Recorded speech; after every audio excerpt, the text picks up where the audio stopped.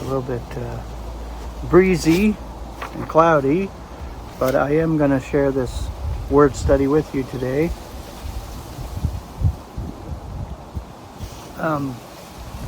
We are extremely wealthy in Christ. We have spiritual blessings among the celestials. We are given the riches of God's grace. And the word rich in Scripture that I'm going to be sharing with you refers to that, our riches, our wealth in Christ, not the world. We have nothing here, and we realize this as believers. Everything is dung, a dung heap, when it comes to this physical existence. It goes away. We need a change, and we need our bodies that will be adapted for celestial realms in glory. And that's where our riches are so abundant and so beautiful. There's no words to describe what we have in Christ. How can anyone really describe it? Until we experience it and have it in full, we will not know. We have that glimmer now of realizing the spiritual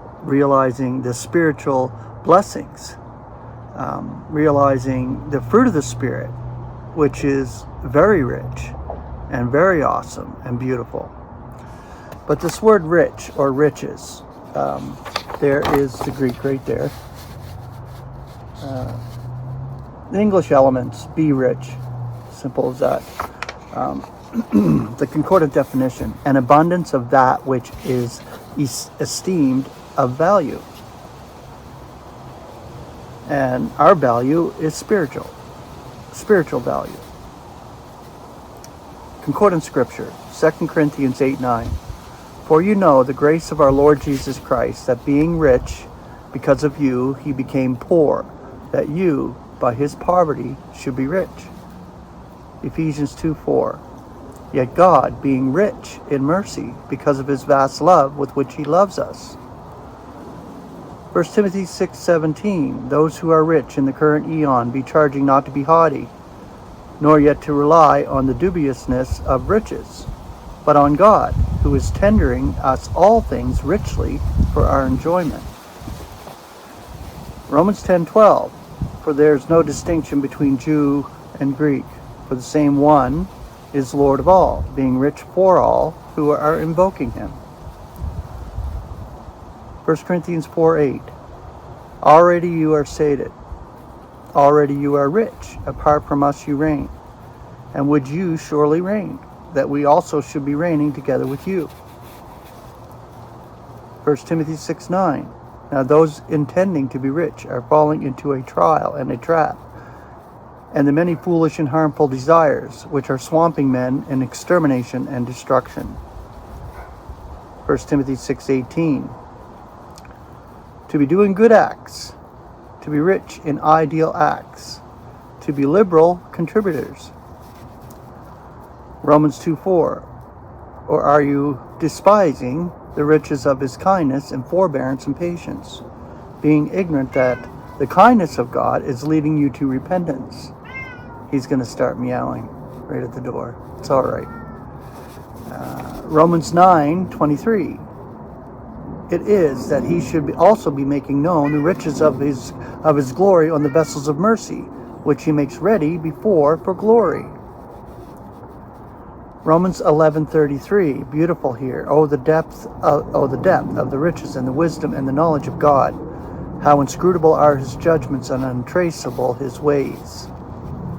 Ephesians 1:7. In whom we are having the deliverance through his blood, the forgiveness of offenses in accord with the riches of his grace.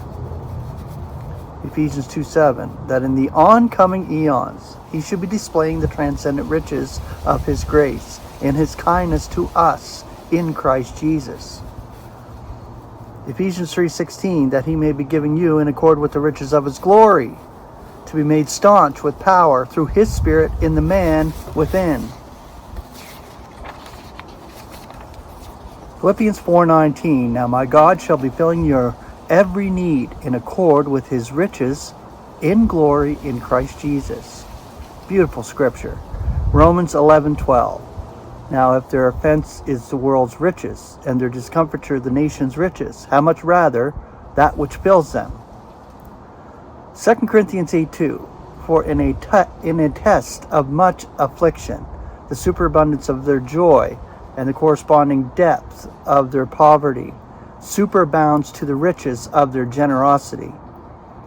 Ephesians 1:18. The eyes of your heart having been enlightened, for you to perceive what is the expectation of his calling, and what the riches of the glory of the enjoyment of his allotment among the saints. Ephesians 3:8. To me, less than the least of all saints, was granted this grace, to bring the evangel of the untraceable riches of Christ to the nations. Our Apostle Paul. Colossians 1:27. To whom God wills to make known what are the glorious riches of this secret among the nations, which is Christ among you, the expectation of glory. Colossians 2:2, that their hearts may be consoled, being united in love, and to all the riches of the assurance of understanding unto the realization of the secret of the God and Father of Christ.